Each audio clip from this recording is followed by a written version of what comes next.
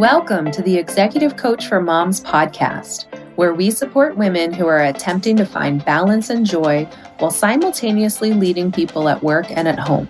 I'm your host, Leanna McGrath, former tech exec turned full-time mom, recovering perfectionist and workaholic, and certified executive coach. Hi, everyone. Welcome back to the show. Thank you so much for joining me today. I am here with Kiran Reddy for part 2 of our conversation. If you did not hear our first conversation, definitely go back to last week's episode, give it a listen so you can get to know Kiran a little bit better and hear some awesome stories from her. And let me tell you a little bit about Kiran in case you are just joining us. Kiran Reddy is an entrepreneur, general counsel, and the founder of Reddy Consulting, where she helps tech startups and SaaS companies navigate legal strategy with clarity and confidence. With over a decade of in-house counsel experience, Kiran specializes in privacy, commercial contracts, and scaling smart legal frameworks that support growth. Beyond the boardroom, Kiran is a passionate advocate for prison reform and community empowerment, actively involved in nonprofit leadership and justice-driven initiatives. She brings a rare mix of legal precision, business savvy, and purpose-driven work to everything she does. Welcome back, Kiran. Thanks for having me. Yeah, thanks so much for being here for part 2. And I am so excited to jump into this conversation because I know when we were catching up, you kind of shared that the last 4 years have been pretty transformational for you, lots of different changes. And so I thought it would be amazing to talk about that today. And I'm so grateful to you for wanting to share with all of us. I think for anyone who is going through any of these changes and transitions in their lives or who might in the future, I think this will be so helpful. Oh, good. Well, thank you for allowing me to use your platform for this. I'm really excited. Yeah. So tell me, do you want to start with the first big transition to motherhood? Yeah. Almost 4 years ago to the day. I mean, we all know motherhood is, or for your audience, as a lot of us are moms, and as you are one too, it's a big transition. No matter how many, forewarnings you get, it's just still not the same. Your life just changes right once that human being comes into your hands, and there is no playbook. So, yeah, mine transition started 4 years ago when I had my baby, who is now 4. His name's Leo. And then I would just say probably turning 40 around that time. I was late. So I had him at 39. And then, the changes of 40, what is going on with your body, your mental state, all that fun stuff. So when you say it changed a lot for you, what did it change? Like what felt really different, or how would you describe like Kiran before Leo versus Kiran after? Like what was different for you? Because I know it changes, motherhood changes all of us, but I think in different ways. So I'm just curious what it was like for you.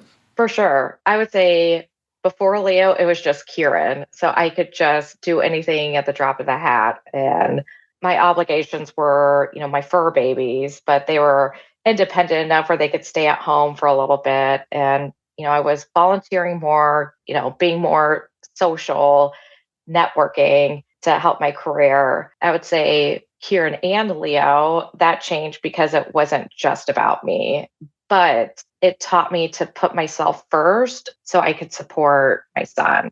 And that was definitely a shift that I needed to think about. I think whenever I would have a bad day or just saying, like, I can't do this, what am I doing? A couple of my friends would send me that picture of, the person putting the oxygen on themselves first before they put it on their child.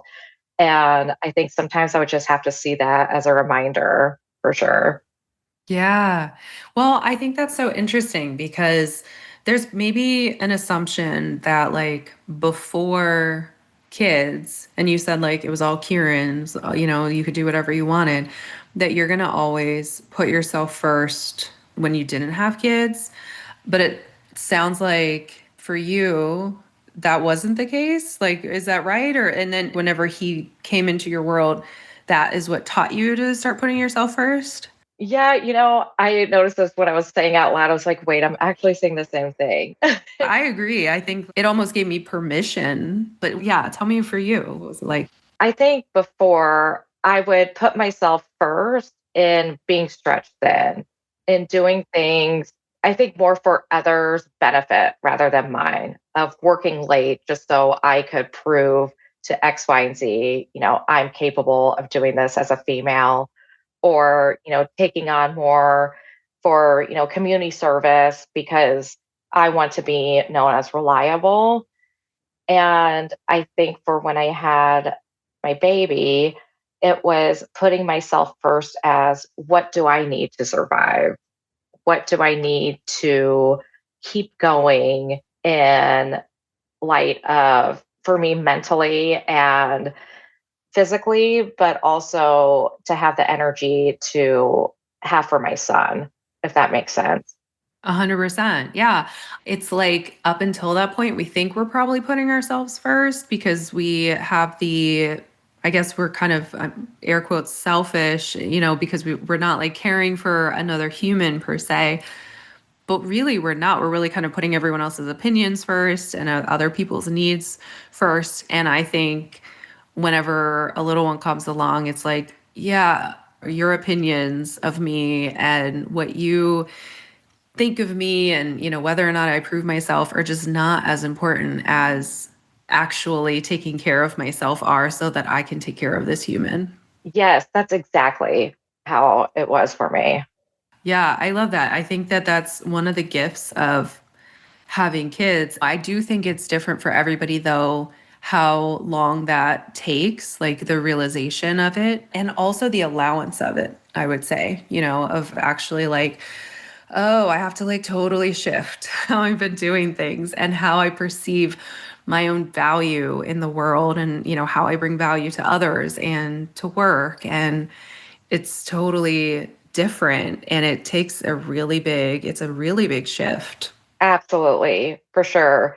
And I think for me, it was still going on, the first year as, you're sleep deprived, your whole life has changed, even when it comes to the focus and the stamina at work. But I think after that, it was still figuring out what does it truly mean to put myself first. And I think from there, after I had Leo, I want to say a little after a year is when we went through our separation process.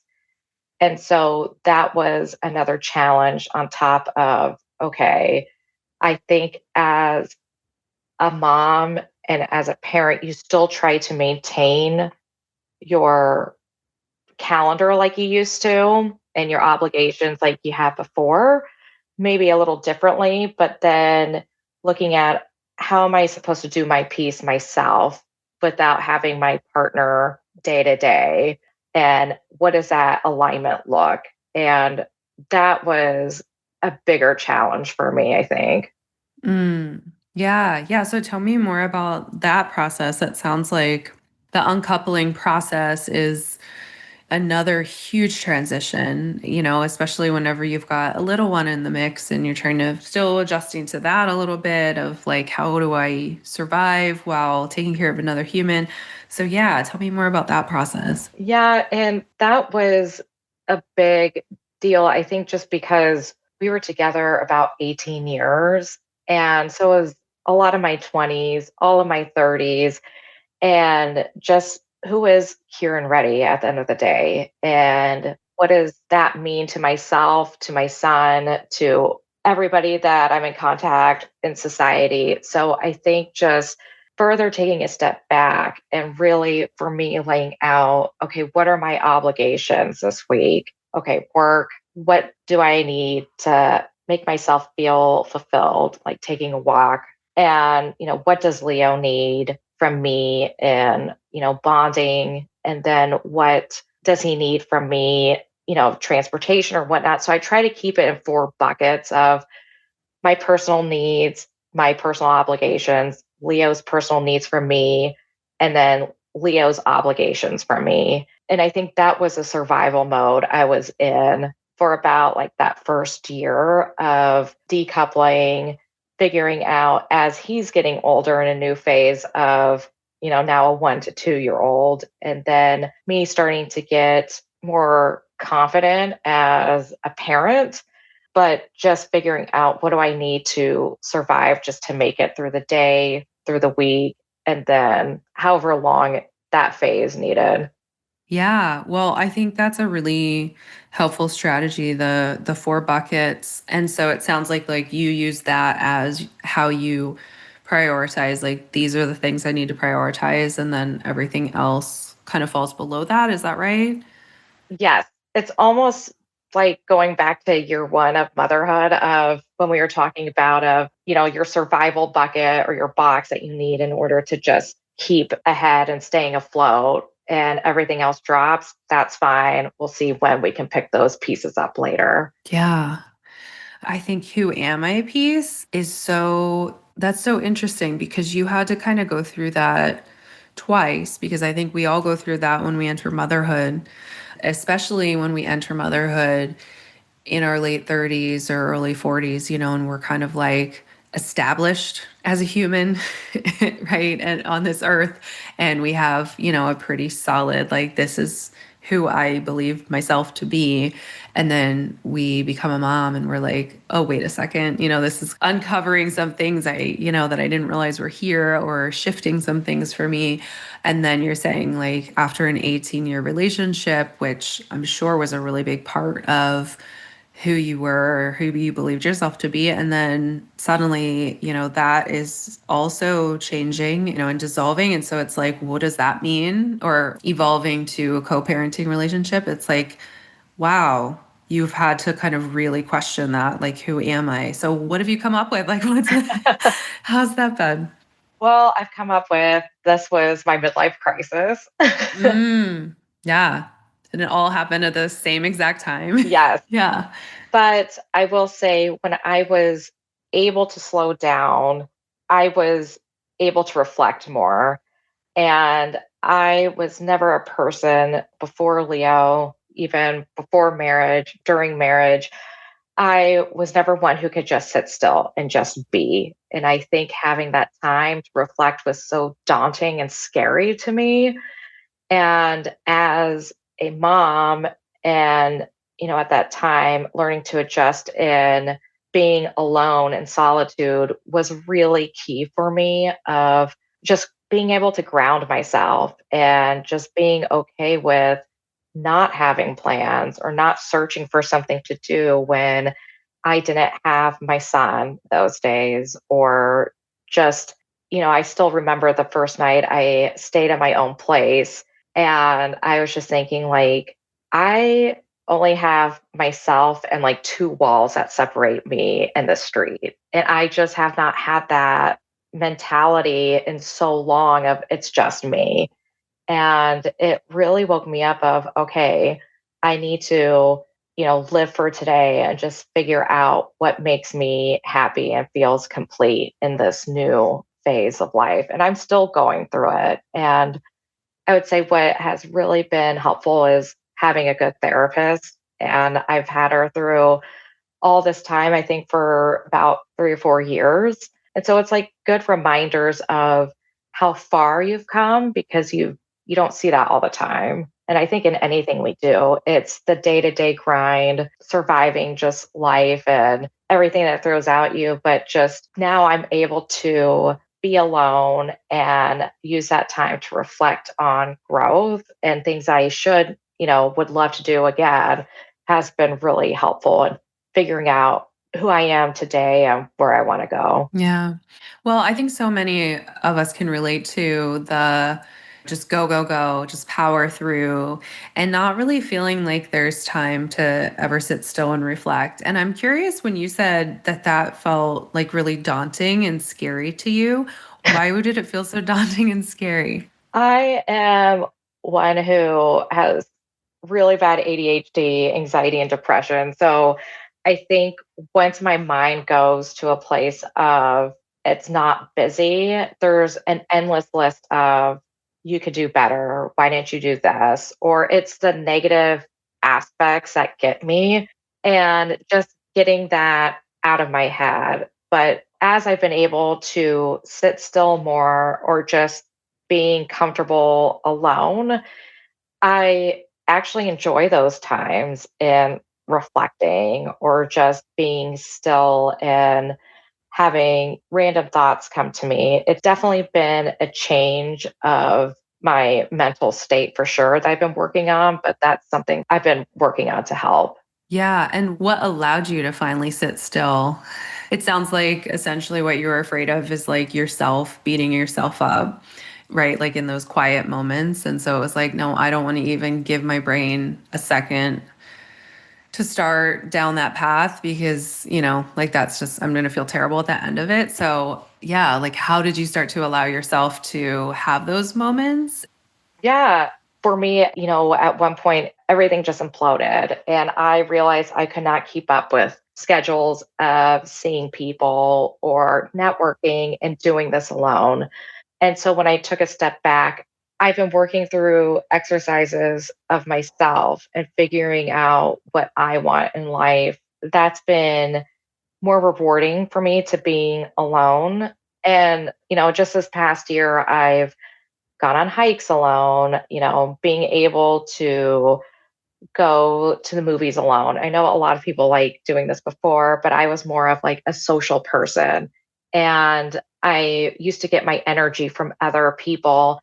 And I think now I just get it by being with myself and seeing that as a reward of just being. And I think, the other thing that I rediscovered that I loved is traveling by myself. Hmm. And that really gives me the opportunity to, look back on things of, you're in a new environment. How are you liking this? What would you do different? That type of thing. But I would say definitely the therapy has helped in just Hmm. figuring out what do I want? What are the expectations that I'm used to having from others and even in society? Hmm. And just viewing that as that's not what I want.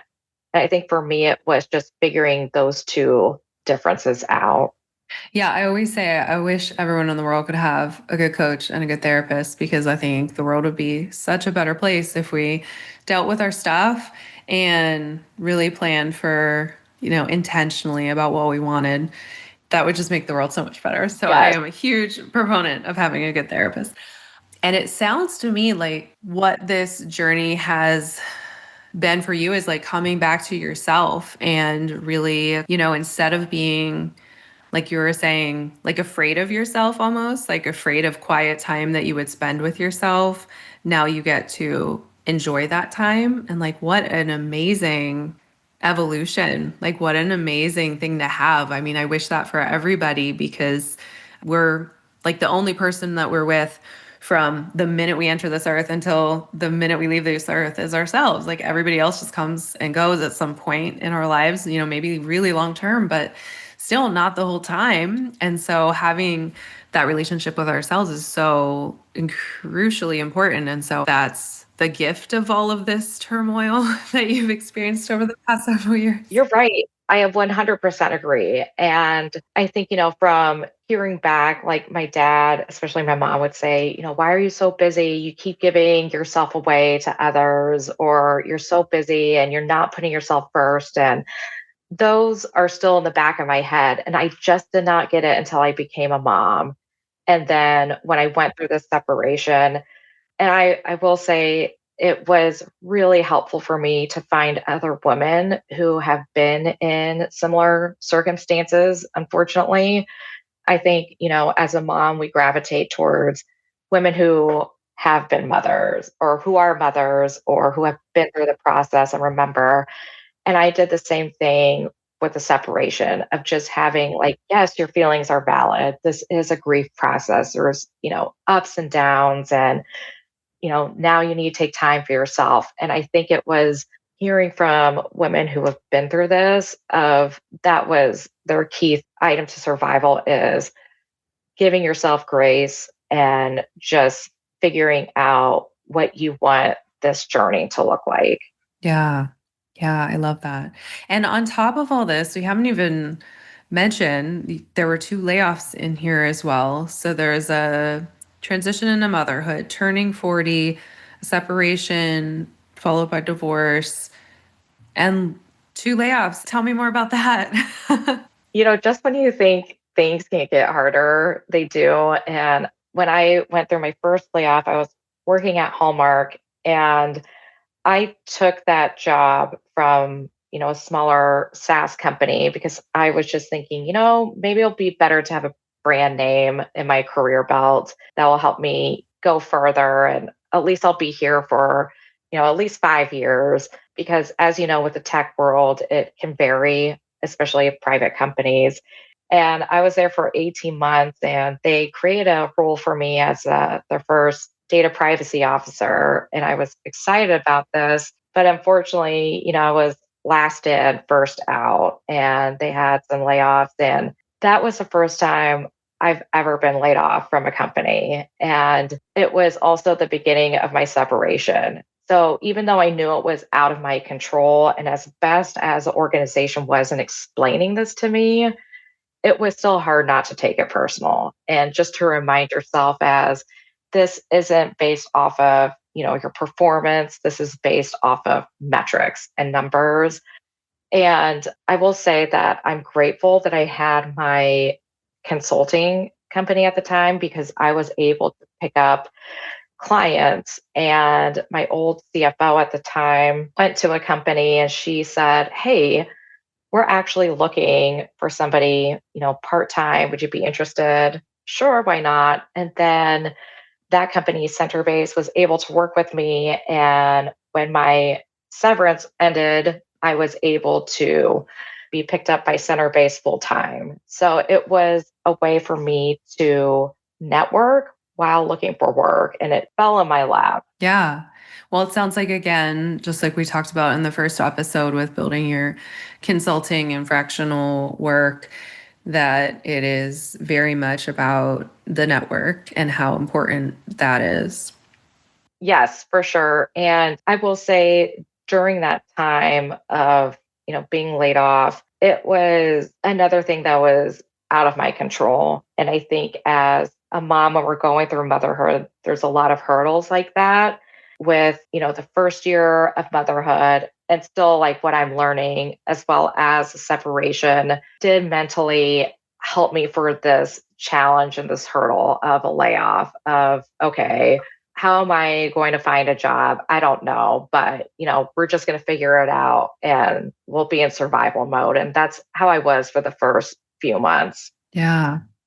And then there was a second layoff later. Yes. So a year, I'm not kidding you, a year later, Center Base, that job I found, unfortunately, they had to do some layoffs as well. So that one took me longer to find a full-time employment.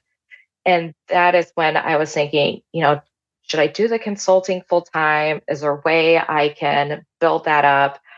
And that's when I said, okay, the market's rough. Let's see what I can do. And I was getting more clients, again, word of mouth. But unfortunately, there was just nothing out there. And the day I launched my website for my consulting company, I actually got hired on full time. And I know a lot of people are thinking, why are you doing both? And right now, I don't have enough to sustain just as my own consulting company, but also benefits, as a single parent, just thinking of, okay, I need this for myself and Leo. And, I'll just have this as a full time position while I hope to expand my consulting work. Yeah. And in all this transition and uncertainty, and like you said, like just so much out of your control, how did you manage? How did you continue trekking forward and parenting and working and applying to jobs and, all the things you have to do as an adult human?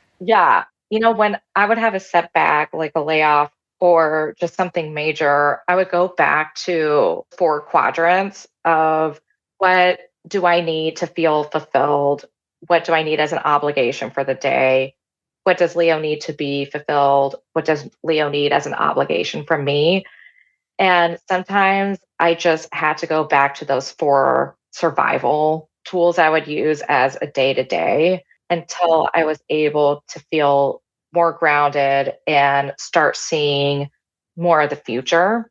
So, for me today, I don't have 5 year, 10-year goals like I used to. Even as in the early stages of motherhood or, pre-Leo, but I am fine with that. This is the first time in my life where I am okay doing day to day.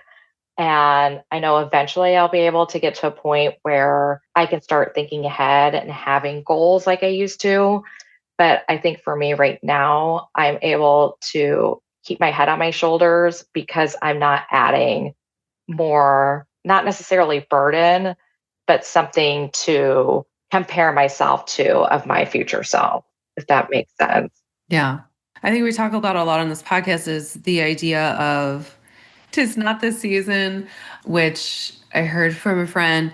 And the idea is really like "'tis not the season to maybe like have the most beautiful landscaped garden and yard in the neighborhood, right? Whenever we have young kids, 'tis not the season to get another master's degree, or maybe it is, but it's kind of like we can decide like what is going to be part of this season, and some things we can deprioritize, and it doesn't mean that we are taking them off our plate and saying like never again. It's just like not right now. This we're at capacity, and we're going to look at that in another season. Yes. And I am going to keep that motto. "'Tis not the season." I love it. Yeah.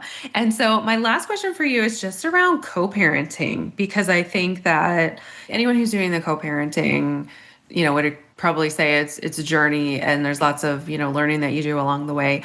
And so it sounds like you're maybe like 2 or 3-ish years into figuring out how to successfully co-parent with your ex. And so I'm just curious, like, what does that look like, and what have you learned? And know if there's anything like absolutely do not do this, or here's something that is working really well.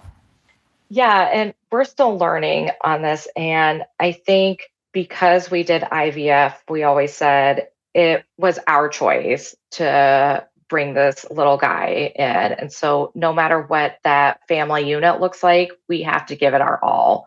And we get along better than we did before. And time is key. It does get easier as it goes by, and I hope it does for most people. But because we have been together for so long, we still go to each other's family functions. We still spend time together, when we can as the three of us. And, our switch offs, we have it on a Saturday because it works for us. And it's, I'll take Leo to karate and Joey will be at a restaurant that we always go to. And we meet there, have a meal together, and then we do the handoff there. So I think it works a lot in neutral territories of doing like handoffs or going to events together where it's more about being in the moment and the present for us. But, there are things I've had to learn is I can't think about the future of will this change when a third party comes in or what will this look like? And I think I'm still learning to take a step back and just saying, like, again, I can't control that scenario when that happens. But if what I can control is, this moment right now and focusing on my relationship with his father and Leo. And kind of like making the best of what is right now, and Yes. as your main focus. And hoping that it has a strong foundation for us to continue that for whatever the future looks like. Yeah, I love that perspective. And I think, maybe another gift of the tumultuous 4 years that you've experienced, but we could all be focusing a little bit more on the here and now, because, as high achievers, we are often very, very future focused, and what is next and what's that next milestone, and, looking forward instead of really being able to enjoy the here and now, which is all that's guaranteed, right? And so, is there anything else that I haven't asked you that you'd want to share as we kind of wrap up? I, again, just want to thank you for being able to share my story because what helped me was knowing that there's other women who are going through this and who have been through this. And it's validating for sure. And I just want to say thank you for letting me talk and share my story. Yeah. Well, thank you for being so open and willing to share your story. I really appreciate it. And would you be open if women are going through this to be able to reach out to you? Absolutely. I would love to be in contact with anybody. And I feel like that's in ways my purpose now is, giving back as those who did for me. Yeah. Yeah. Well, wonderful. We'll be sure to link your information in the show notes that you've shared. So, anyone who is experiencing a separation, divorce, co parenting, uncoupling, all of these things, feel free to reach out to Kieran. I only asked you because I knew you would say yes, because I know how amazingly kind and generous you are. And so I really appreciate you, Kieran. I appreciate you being so generous with sharing your story and with your time. And thank you so much for being here. And thank you everyone for listening to this amazing conversation with Kieran today. And I hope you all have a great week. Thank you, Kieran.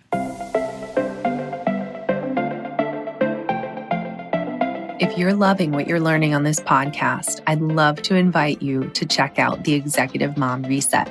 It's my 6-month coaching program for ambitious, success driven, career focused women who are ready to stop surviving and start thriving. Together, we'll tackle the stress, guilt, and overwhelm that come with being a high achieving executive mom. You'll learn how to set boundaries, prioritize what truly matters, and build the confidence to show up powerfully at work, at home, and for yourself. Head on over to coachleanna.com right now to schedule a free discovery call. We'll spend an hour talking about where you are now, what you want to create, and how I can help you get there. Because every woman deserves to live the life of her dreams. Let's create yours together.